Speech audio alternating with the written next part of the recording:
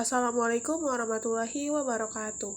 Hai semuanya, kali ini aku akan membahas tentang layanan kesehatan di bawah bayang-bayang korupsi. Selamat menyaksikan. Korupsi adalah penyelewengan atau penyalahgunaan uang negara dalam bentuk perusahaan, organisasi, yayasan, dan sebagainya untuk keuntungan secara pribadi ataupun berkelompok. Negara Indonesia seringkali berada di peringkat yang lebih tinggi. Indonesia sering menunjukkan tingginya tingkat korupsi yang semakin melonjak dibandingkan dengan negara lain. Korupsi mencangkup berbagai bentuk kejahatan seperti penggelapan, nepotisme, suap, dan pemerasan. Korupsi di sektor kesehatan merupakan ancaman serius yang menggerogoti kualitas layanan kesehatan dan sangat menghalangi akses masyarakat terhadap pelayanan medis yang layak.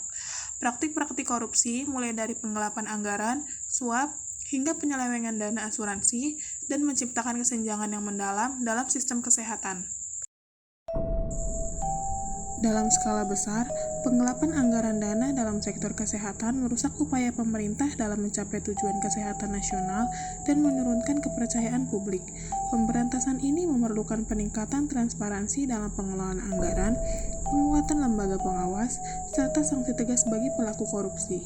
Suap dalam pengelolaan dana kesehatan juga merupakan bentuk korupsi yang berdampak sangat fatal terhadap masyarakat. Ini terjadi ketika imbalan diberikan kepada pejabat atau pihak yang terkait untuk mempengaruhi keputusan atau tindakan terkait alokasi dan penggunaan dana kesehatan. Suap dalam pengelolaan dana kesehatan juga merupakan korupsi yang berdampak sangat fatal terhadap masyarakat. Ini terjadi ketika imbalan diberikan kepada pejabat atau pihak yang terkait untuk mempengaruhi keputusan atau tindakan terkait alokasi dan penggunaan dana kesehatan. Korupsi di sektor kesehatan merupakan ancaman serius yang menggerogoti kualitas layanan kesehatan dan sangat menghalangi akses masyarakat terhadap pelayanan medis yang layak.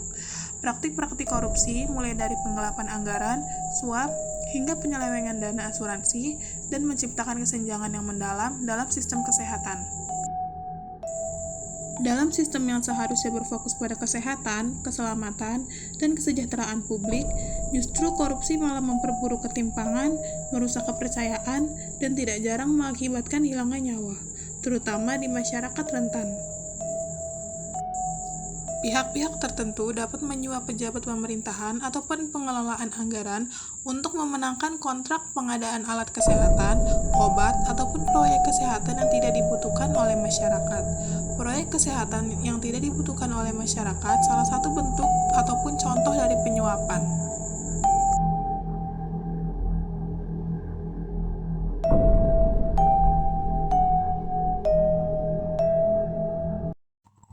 Korupsi dalam sektor kesehatan memiliki dampak yang sangat merugikan, baik secara langsung maupun tidak langsung. Korupsi di sektor ini merujuk kepada penyalahgunaan kekuasaan atau wewenang untuk mengambil keuntungan dalam pengelolaan sumber daya kesehatan seperti obat, infrastruktur, atau layanan medis. Dalam sektor ini, korupsi sangat merugikan karena berdampak langsung terhadap kesejahteraan dan kualitas hidup masyarakat. Partisipasi aktif dari masyarakat dalam melaporkan indikasi penyelewengan juga sangat penting untuk memastikan setiap tindakan korupsi dapat dicegah dan ditangani dengan cepat. Dengan adanya komitmen dari seluruh pemangku kepentingan, termasuk pemerintah, penyedia layanan kesehatan, dan masyarakat, diharapkan korupsi dalam hal ini dapat diberantas. Hal ini akan memungkinkan terciptanya sistem asuransi yang lebih adil, efektif, dan berkelanjutan, sehingga seluruh masyarakat dapat melaksanakan pelayanan kesehatan yang optimal tanpa adanya ketidakadilan akibat korupsi. Dampak dari kesenjangan dalam kesehatan sangat serius, seperti angka kematian yang semakin meningkat, prevalensi penyakit kronis yang lebih besar di kalangan kelompok rentan, dan peningkatan beban yang merujuk pada sistem kesehatan secara keseluruhan, sangatlah buruk. Untuk mengatasi masalah ini, diperlukan pendekatan holistik yang mencakup perbaikan sistem kebijakan publik, pemerataan sumber daya alam, serta penguatan sistem kesehatan secara menyeluruh.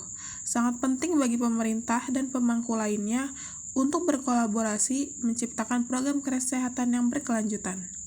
Sebuah kegiatan yang dimana kita mengambil hak yang seharusnya tidak menjadi hak kita, semacam mencuri begitu ya, tapi modusnya ada macam-macam sekali dan sangat beragam, dan tanpa disadari sebenarnya banyak dilakukan oleh orang dalam kegiatan sehari-hari gitu. Dari markup budget dan segala macam, suap dan segala macam. Jadi bukan cuma eksklusif dilakukan oleh pejabat, sebenarnya tanpa sadar kita juga kadang-kadang tergoda oleh korupsi.